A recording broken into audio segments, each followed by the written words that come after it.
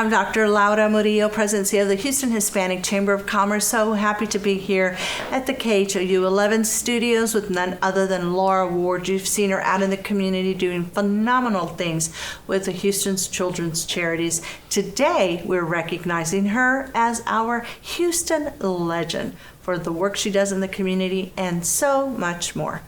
Laura, thank you. Well, thank you for the recognition. I've never been called a legend. Well, you know what? Today is the day, and Well, it's been very long kind of overdue. you. Very kind You've of done you. some extraordinary work, but I think what had brought, so much joy to these families, and we see you at the galas, and we see you all dolled up and just always stunning and beautiful. But to see you with the families, awarding the vans, and seeing the smiles on those faces and the changes that will happen as a result of the foundation was touching. Thank you for inviting me to experience that and see that. And it takes a lot of people, but it takes a great leader. Why has this been your passion? Well, I grew up one of 9 children, the second of 9 children in Louisiana. And we always had everything we needed. We didn't have everything we wanted because Mom and Dad were certainly focused on not giving us everything we wanted. But we lived in a rural area where most of the people around us, very many of them, did not have what they needed. And I learned at a young age in Catholic school that you give back. And then I would go home and I learned it at home because my mother and father were constantly doing little random acts of kindness on a daily basis. The stories are so many and the memories are so many. So I learned very young that that was a life's goal of our family, was to always share, whether we had a little or a lot. You just shared it. You gave some of it back. Yes. It was rather a service before self attitude in our house. And it went with me to college, and it went with me in my younger years when I was raising my children, and it stayed with me. It's always stayed with me that you have to do that. Yes. And your years at LSU, would you ever think that you would be running a foundation, helping families? I mean, what did you think you were going to do when you were at LSU? Well, when we were at LSU, I was in a sorority. Okay. And every Sunday we went to the Baton Rouge School for the Blind. And we had a play afternoon with the children. Yes. And it was, I looked forward to it all week. I loved Sunday afternoons. And then one Sunday afternoon, you could choose not to go. And I rarely chose that because I just looked forward to it so much. Yeah. So being the second of 9 children, you almost feel like you're running a charity at the house because you're doing for the younger ones every day, all day. So I never questioned the fact that this would be my life. Didn't realize it would turn into a career, Laura, and I've never been educated in it or schooled in it. I have no formal training in philanthropy or fundraising or any of it. I learned by doing. It was on-the-job training for me, and my very first fundraiser was 33 years ago in the gymnasium of my children's private school, and we had a $5 a plate spaghetti dinner. There you go. And I realized then I could ask people for money and they would give it to me if it was for a good cause. Well, and that's how it began. And look at you now, having raised over $100 million. No small feat. Well, it's daunting to hear it, but yeah, I have, and I'm very grateful. But you said something in the beginning. That money only came because of the village that was with me, behind me, and supported me. I've never raised a dollar alone. It always takes a village. Yes. And I'm hoping our young children realize that.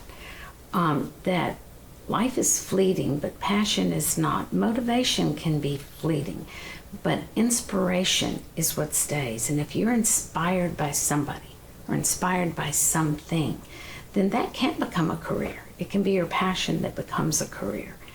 I worry that our leaders today, my age, when we're gone, I worry that the level of philanthropy in Houston can sustain itself because it's needed.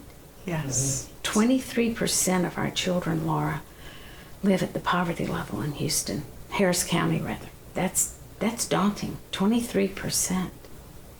And 20% of those children go to bed hungry every night. They're food insecure. They get one meal a day.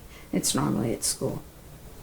So I throw those figures out, and I speak it all the time when I'm speaking to younger people or people across the board in Houston, that we need to mitigate the suffering and the difficulty that parents of these children wake up to every morning. It's our role to help those parents. They're the heroes. Yes. They're the heroes. They Yes. are the heroes, but we have to help them. We have to provide Absolutely. them with support and resource. And speaking of support and resources, every year that I go to your gala, it seems like we're sardine in there ever more so, and people want to help. And it's everything from your board of directors to, I saw you guys were prepping all of the backpacks for back to school, and the smiles and the hard work that your team, you can see the smiles on their faces, but you also see the smiles on these families' faces. I mean, have there been any in particular that have just stayed with you? I mean, you've got so many memories. Well, the children, tomorrow we'll give away 4,500 backpacks, thanks to Rod Ryan, who raises all the money and has done this for us now for 15 years. That's what I'm talking about when I say inspiration is lasting. A 15-year commitment to any cause is truly inspiring.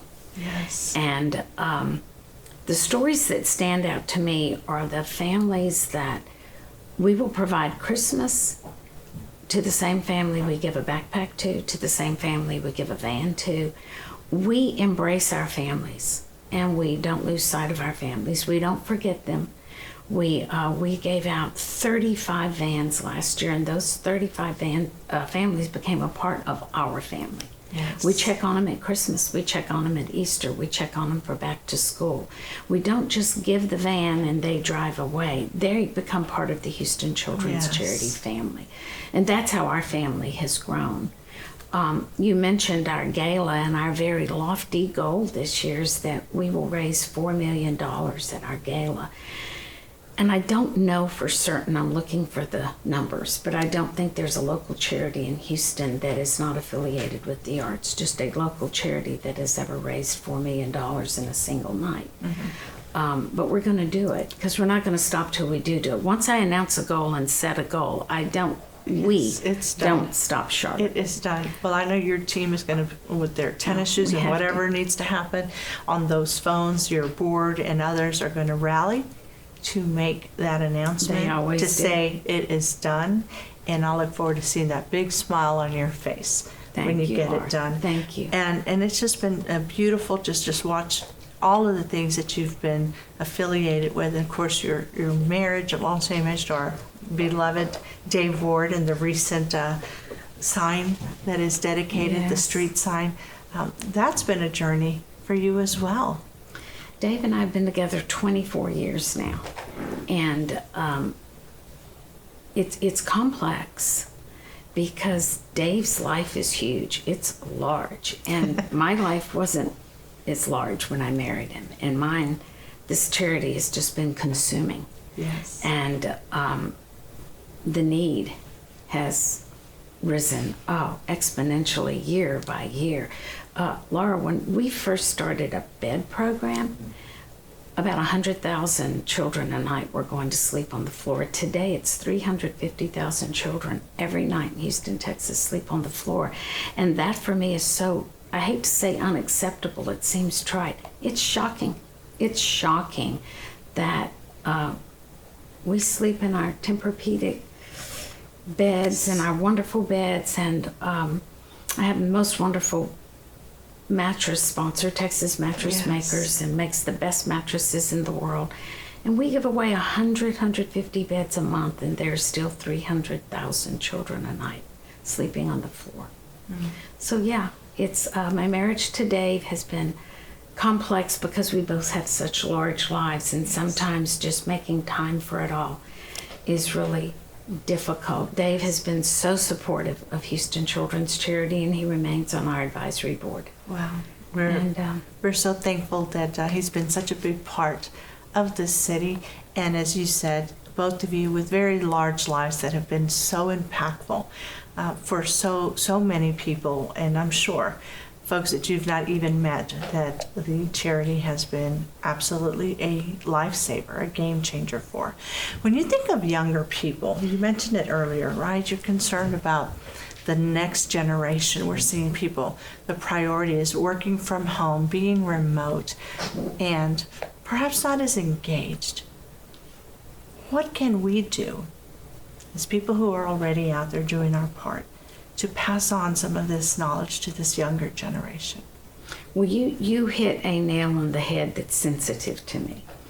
I understood during COVID that people had to work remotely, but it definitely has changed the fundraising landscape. It's changed the philanthropic landscape of Houston. If you're working remotely and you're not home, and you're at home, and you can't touch it, see it, and feel it, you won't remember it.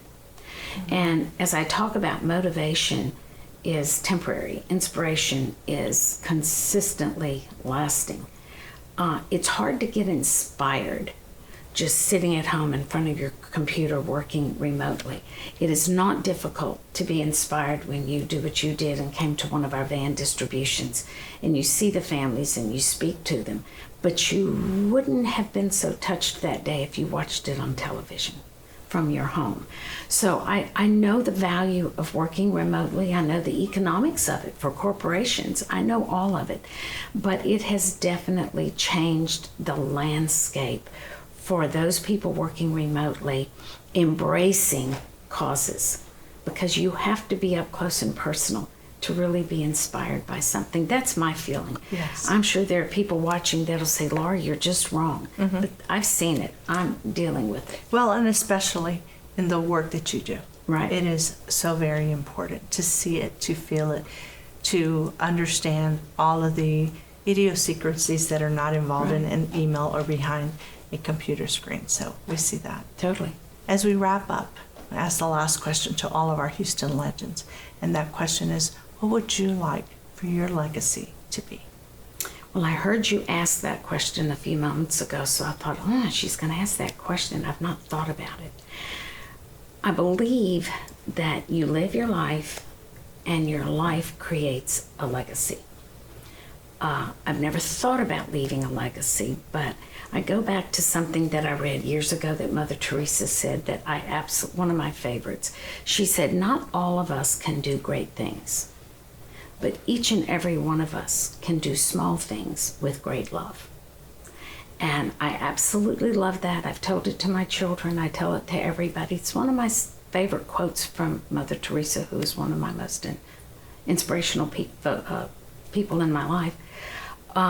So I think if my children, my grandchildren, my friends, my family can look at the way I've lived life and take one small part of it and say, I'd like to do that, then that's my legacy.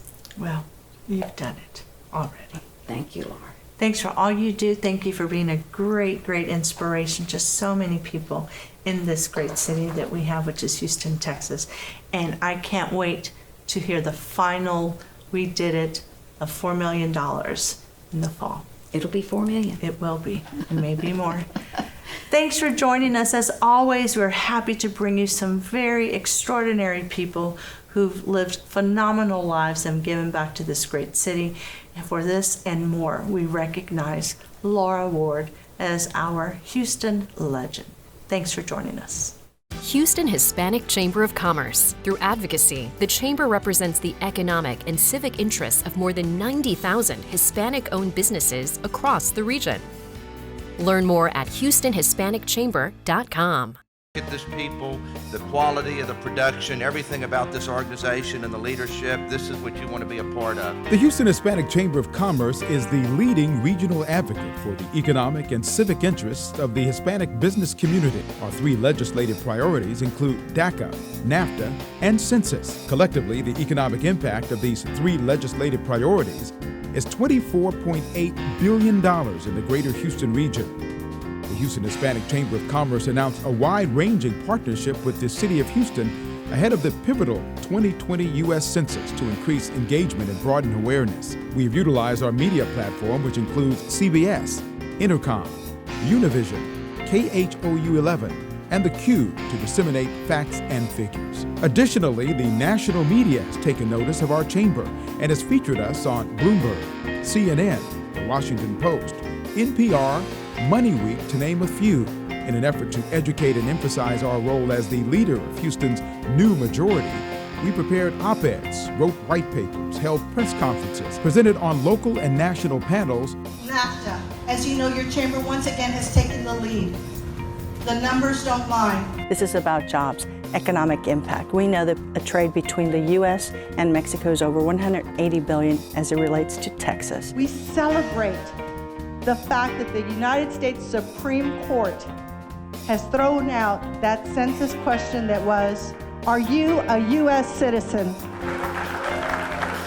It was also a banner year for the Chamber's annual initiatives, groundbreaking and data-focused Hispanic Impact Summits, the Women's Leadership Conference and Business Expo, Health, Innovation, and Technology Summit, our annual luncheon and Business Expo, the largest in Houston, as well as our elected officials reception, annual awards gala. We graduated emerging leaders. The Houston Hispanic Chamber of Commerce remains mission-focused. And as go Hispanics, so goes Houston.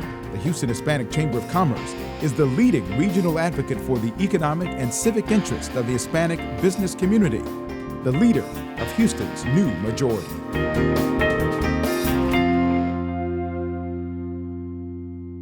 I'm Dr. Laura Murillo, President of the Houston Hispanic Chamber of Commerce. We're so happy to recognize our next Houston legend, Roberto Contreras. He is President and CEO of Moderno, Porcelain Works, and more. You're going to learn a lot about some of his big projects in the city and across the country. Roberto, thank you for being with us. No, thank you for inviting me. We've been involved with you for many, many years at the Chamber and have seen you grow and just do so many great things. Moderno Porcelain Works is your newest venture. And before we talk about that, though, tell us a little bit. Your journey has been extraordinary. How did you get started? What was one of your first big breaks? Oh my God, where do I start? Well, I came to this country in 1984. I came because my parents have moved into the country about a year before, and they kept on inviting and saying, "Hey, you guys have to come. You guys have to come." At the time, I was 20 years old, and I was already married. I was already married with a little baby girl. Mm-hmm. So my wife and I, Claudia, we decided to, hey, we could always, go and try it and see and explore something new. And if we don't like it, we could always come back to Mexico. So we decided to move to Houston. When I arrived, I did not speak the language. I did not speak English. So I went to University of Houston to take English crash course, English as a second language, and after that I applied to college. So I was coming from starting my degree in engineering at Tecnológico Monterrey in Mexico. And when I arrived here, I knew that I was not going to do engineering because I was really struggling with it, and really my mind was in business. So I applied to Texas A&M because I had a lot of friends that have moved from Tech of Monterrey to A&M, and I didn't make it because my English was not good enough to make it into A&M. So I went to Blinn Junior College. And then later I transferred to U of H. And frankly, I was able to go to college because my wife went to work and I went to school. And even though I was working after school, she was really supporting me. Mm-hmm. And that was my first break. My first break was realizing when I finished college that I could start a business because I was being supported by my wife. I mean, we didn't have much, and it was not easy, but we were surviving. Yes. So I was able to take the risk of starting my own business, which had always been my dream. To be able to create jobs and to be my own boss. What was your first business? My first business, I gotta go back to when I was in college. I was working in the warehouse in the afternoons. I was working in the warehouse of this company that was providing the metal fireplace boxes. To apartment complexes. So they were a distributor for the manufacturer of the metal fireplaces, and they installed it mainly in apartment complexes. And there was a big boom in the early 80s on apartment construction because there was some tax advantages if you invested in this type of apartment creation or housing creation. So this company had a lot of business, and one of the things that they did is they did some marble surrounds. Okay. Together with the fireplace. So in many cases in the summer, I was in charge of actually, making sure that this got installed properly and it was happening. And I always asked them why they were not doing marble in the vanity tops of these apartments, and they said that it was because of breakage, because they were importing the marble from Italy and from Mexico, and when you bring a piece of marble with a hole, it breaks. So I had a great idea of, I'm going to start a fabrication shop cutting marble and making it easier for companies like this one to be able to supply marble in commercial jobs. Yes. To make a long story short, I started a fabrication shop cutting marble, and that was my first business after college, thinking that I already had a customer. Okay. And today, you're doing a whole lot of work in this space again, but in a very different way. Well, yes. The experience from that business led to another business. I introduced in the late 90s, early 2000s, I introduced a new product to the industry called silestone. So I partnered with a manufacturer, and we created a company to introduce this new product, which is a quartz surface, which at the time didn't exist. There was not a lot of people, actually, there was none really bringing it for countertops. I sold that company 12 years later after I started the company. It was, very successful company. And I left the industry in 2010. And later, I went back to a trade show 7 years later, and I discovered this new product, which my idea was, if I did it before, I could do it again, introduce a new product to the market, because it's not, even though the product is available, it's not really accepted yet. It's not everywhere, and the product has great advantages. Yes. over other products, and that is a large format porcelain tile. And I've been to your warehouse, and it is beautiful. And in terms of the technology, and if you see something, you can take a picture of it, and you're customizing all of it. So and that is what it is, right? The reality is that the technology keeps advancing. Yes. And that gives you the ability to have new products and new ideas. And in this case, the concept of this product, it is being able to provide the customer with the look of a natural stone in this case. And I say natural stone because right now marble is really in fashion. Yes. White Italian marble is very desirable. So it's to be able to provide the customer something that looks exactly like white Italian marble. It feels exactly like white Italian marble because it's a stone, but without the disadvantages that natural stone has, which are, natural stone is very rough on the environment because basically, you're mining it out of the earth. and it has some disadvantages, some weaknesses. I mean, marble is not used commonly in kitchen countertops because it stains, it scratches. It is hard to be able to have matching colors. So this product basically bridges all those gaps and is able to overcome all those efficiencies thanks to the technology. And it's a great alternative. It is. Certainly. Well, I must ask you about the incredible, the Allen that is coming out very soon, that is going to be a true gem in this city. You have so many other projects, buildings across Texas and elsewhere, but let's start with the Allen. Well, the Allen is definitely the largest real estate development project that our company has developed.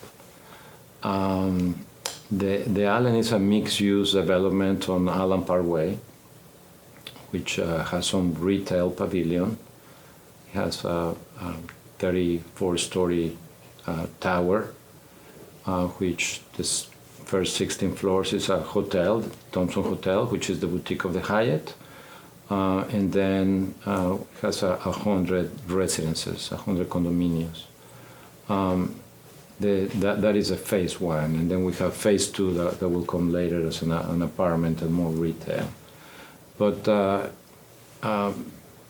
basically, the Allen is just an opportunity created by the big investment that was made on Buffalo Bayou. Yes.